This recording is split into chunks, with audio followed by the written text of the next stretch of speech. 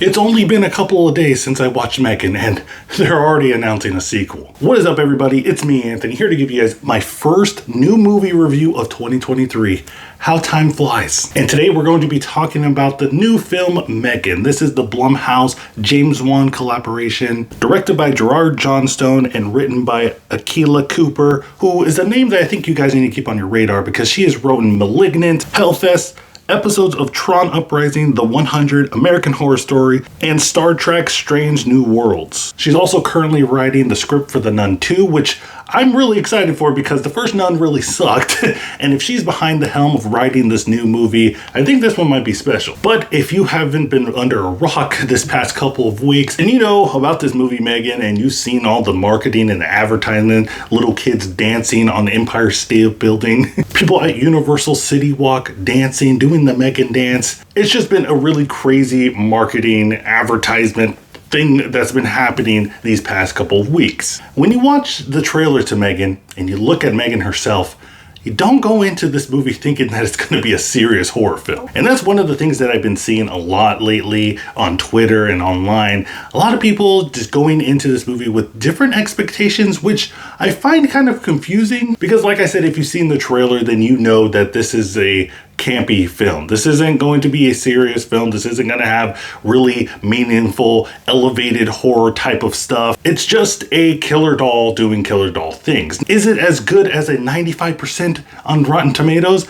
Me personally, no, I don't think so, but I do think that this movie is really, really good. So who exactly is M3GAN for? You know, I think if you like campy horror films like Evil Dead or Malignant, then I think this is going to be something that you are really wanting to see. Also, if you're into killer doll movies, you know, if you like The Boy, even though that franchise is kind of mad, but Brahms is an interesting character. You like Chucky, you like Annabelle. If you like those type of films, then this is like a must-see for you. And like I said before, don't go into this movie expecting that it's going to be something that it's not.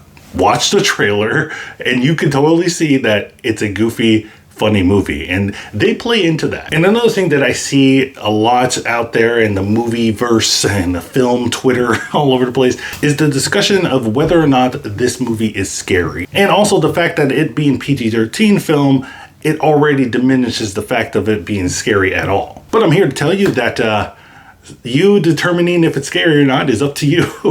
If you have a fear of dolls, then this is probably going to be scary for you. If you don't, then it's probably not going to be scary for you.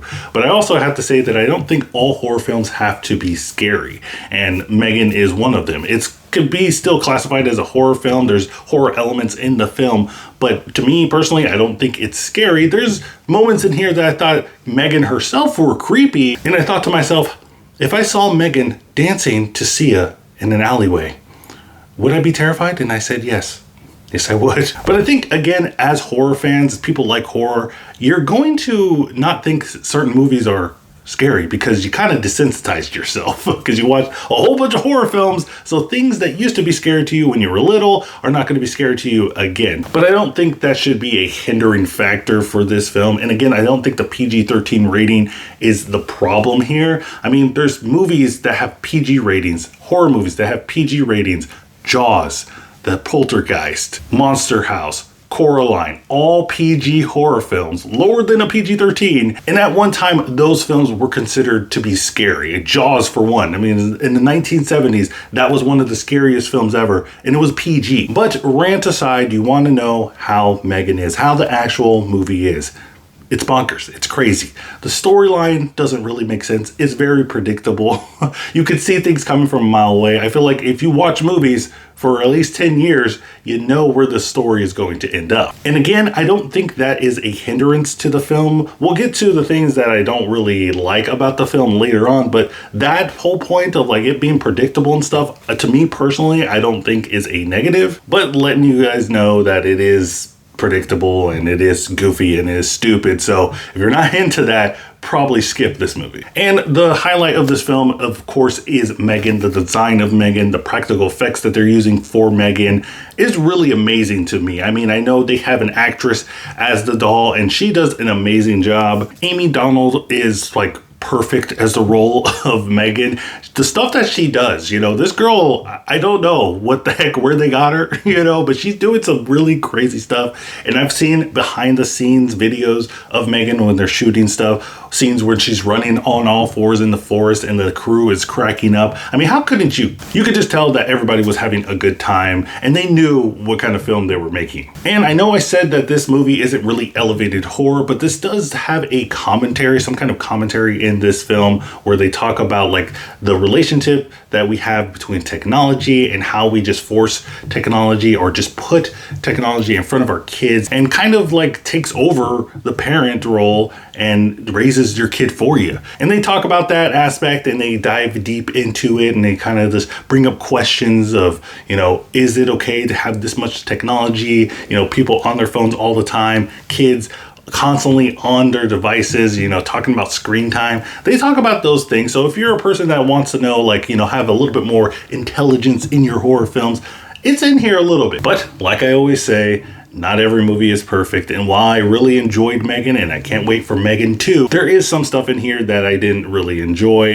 Mainly the beginning of the film, like the first half of the film is kind of hard to get through a little bit. And I know that might be a red flag for some of you. For me, I was kind of concerned too, because I was like, okay, we're going throughout this movie, we're just building up the world and it's kind of formulaic, you know, like I said, it's predictable, you know what's going to happen here.